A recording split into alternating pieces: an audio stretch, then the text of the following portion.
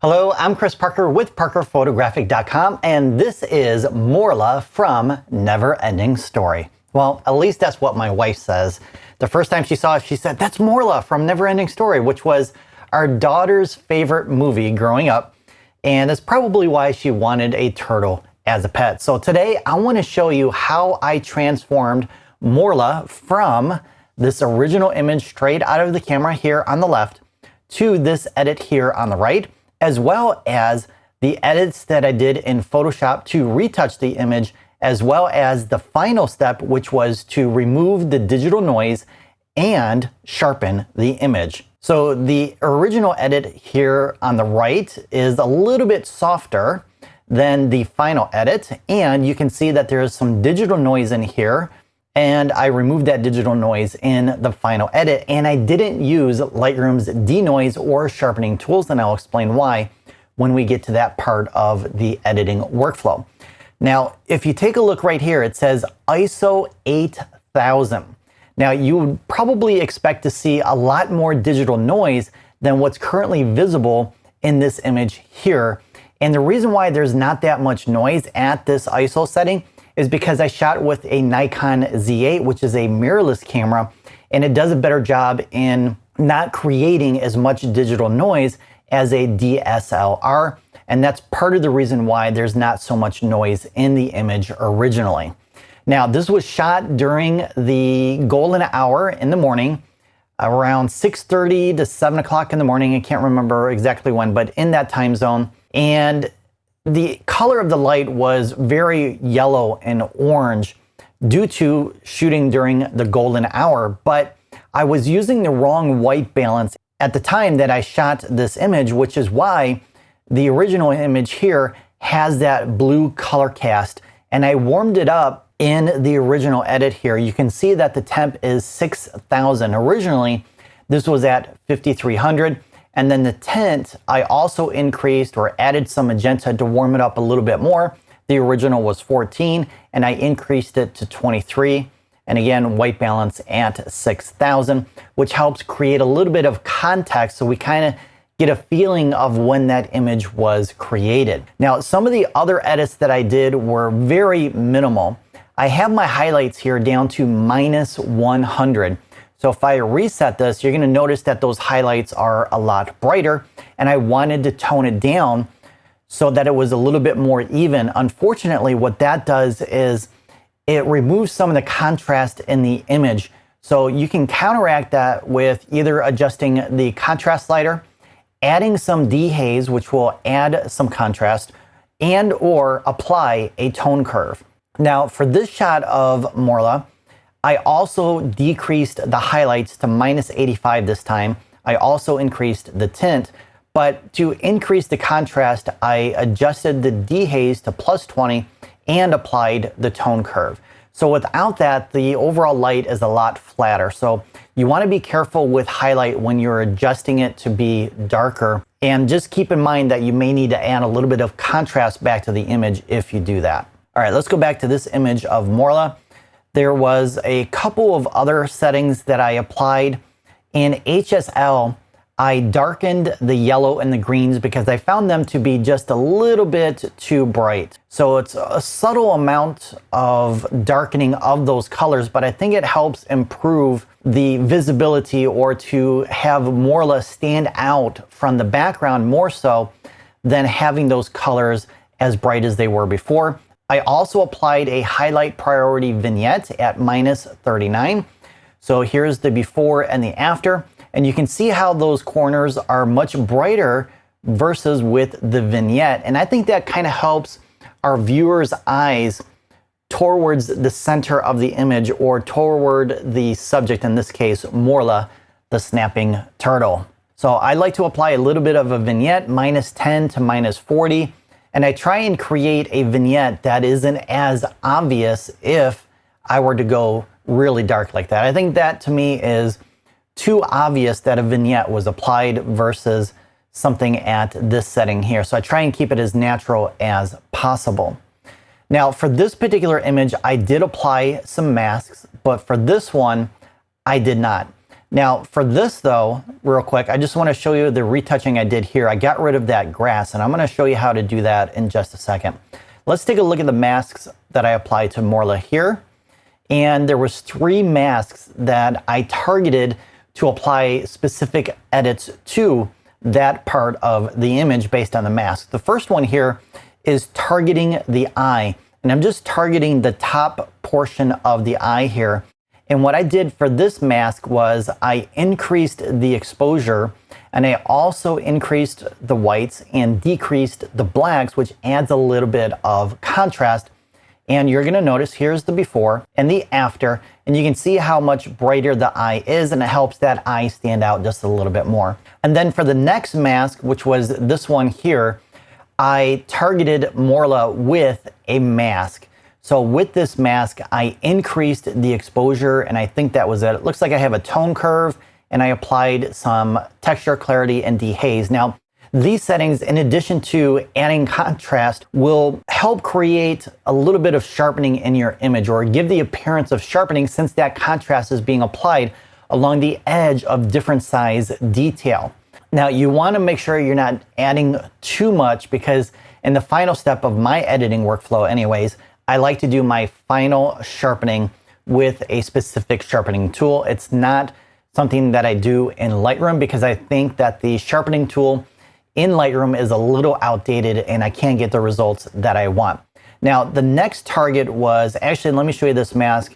I didn't cover the entire subject or all of Morla. So what I had to do was, because the edits that I was applying to this mask was making the top portion and the neck too bright or overexposed, I had to subtract from that mask with a brush. So you just click on subtract, select your brush, and then you can paint away that mask where you don't want it. So here's the before and the after, and you can see how much brighter Morla is now in the area where that mask is being applied. So once I completed that edit, I right-clicked, duplicated, and inverted the mask to get the rest of the image selected, other than these portions of Morla up here, which I had to use the brush here again to subtract different parts of Morla to ensure that those edits weren't being applied to her, or not entirely to her.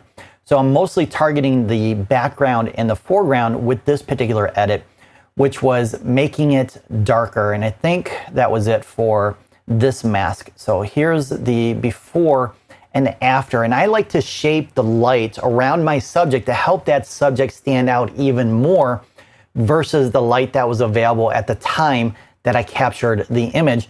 And again, the star of the show is Morla, or the snapping turtle.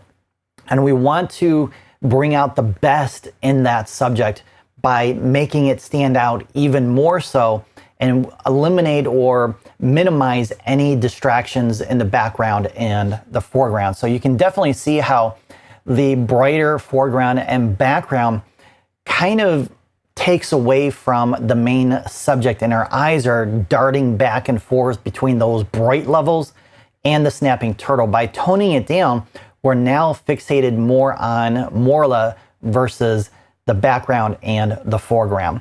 Now, once I have those edits done, it probably took me a couple of minutes to do it. Based on a workflow that I've been using for years and years and years, I'm able to do these types of edits fairly quickly. Once you have your own system, you should be able to edit your images in a couple of minutes or less. And then the next part of my workflow is to begin retouching the image. And I can usually do it in Lightroom with these healing tools. I like to use the content aware tool, but for this image and this other image here, I had to use a more powerful retouching tool that's only in Photoshop at this time. I hope that they bring it to Lightroom eventually. So what I like to do is I like to open up the image into Photoshop and remove anything that I want to eliminate from the image. For this one, you can see there's a little bright highlight right here and some bright highlights back here in the back, and in Photoshop, I was able to remove them. I also was able to remove this grass like I mentioned before. So let me go ahead and show you how to do that. I'm gonna right click and select Edit in, Photoshop 2023, and then Lightroom is going to open up this image in Photoshop, And once I save it, it's going to be brought back into Lightroom as a PSD file. So let's take a look inside of Photoshop now. And now we have more or less. So the tool that I like to use for retouching is called the remove tool. So if you come over here to this little band-aid icon, you might have this one visible. Just right click and select remove tool. And this is kind of an AI based tool where it's going to analyze different parts of your image and look for colors, textures, and other things to cover up the area that you're painting over. So it's basically just a brush that you can resize with your left and right bracket keys. And then you can paint over the area that needs to be retouched, and you're gonna get this little pink overlay. Once you release, Photoshop will then begin analyzing your photo to remove that area that you're targeting. And boom, just like that, the grass is gone, at least where I painted. All I have to do now is continue going over different areas to continue removing the elements that need to be removed from the image. Sometimes, unlike now, it's not always going to give you 100% perfect results. Sometimes you may need to go over that area 2, 3, sometimes more in order to get the results you want. So I'm not going to complete this now. You get the idea. I recommend practicing with this tool to see how it works and to see the limitations and the abilities of removing elements in your image. So once you're done retouching your image, you can go ahead and save it. So I like to use keyboard shortcuts. I'm going to use Command or Control plus the letter S, or you can just go up to File and select Save.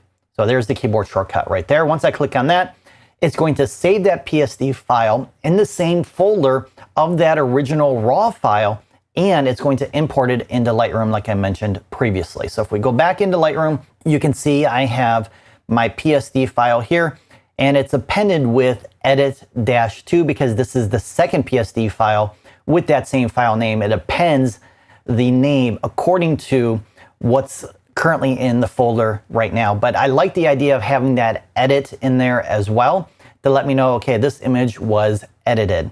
All right, so the next step is to do the sharpening and the removal of the digital noise. Now for this particular image, this was shot at 11,400. So a higher ISO versus the other one, which I said was 8,000. So I'm gonna go ahead and select both of these PSD files here. And if we scroll down here, you will see your sharpening. And then we also have noise reduction right here. So Lightroom has AI denoise tools built in. Now, I'm not a big fan of either one of these. One, the sharpening is outdated and it doesn't have the tools I need to sharpen my images. And it creates a lot of digital artifacts when you're applying the sharpening tool here.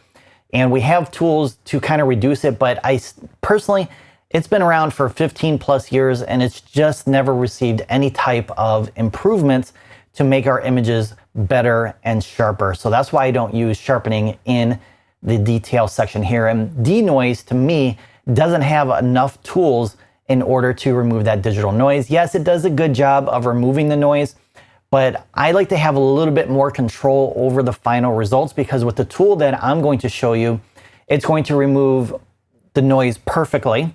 It's going to remove any digital artifacts, and it's going to increase the clarity where that noise is being removed to add a little bit more punch to the overall image. Now, the other thing real quick is because I have PSD files selected, I can't remove that digital noise. The only way you can use those tools is if you use an original raw file, which is right here. And now the sharpening and denoise tools are available. So if you have JPEG files, if you shoot in JPEG, or if you work with TIFF files, or in my case, PSD files, you can't use these tools anyway. So that's another reason why I'm using this other editing tool, because I do my retouching in Photoshop as well. Not for all images, but for most of them. Now, you could do all of this denoise and sharpening before, but for me, I get better results by doing it last. So I'm going to right click on this image. I'm going to select Edit In, and I'm going to choose Topaz Photo AI, which is my preferred method of removing noise and sharpening the image. And because I'm using a 200 to 500 zoom lens with an FTZ adapter, the images tend to be a little bit softer than other zoom lenses that I've used in the past. And the sharpening that I like to use is lens blur, because it's going to make that soft image crisper or sharper based on the algorithm used inside of this lens blur sharpening tool. Now I probably need to increase this because it's not really that sharp yet. So once I increase the strength, it will then sharpen that image even further. And now it's starting to provide me with the amount of sharpening that I want. The other thing I want to do here is I want to turn on remove noise. Normal for this particular image should be sufficient. Even though I'm at ISO 8000, it's going to remove all of that digital noise. And if you take a look right here, here's the before. You can see there's a little bit of grain and digital noise in there. And then that is the after. How cool is that? I love it. Now, if you want to see the behind the scenes of me shooting Morla in the wild, check out this video next.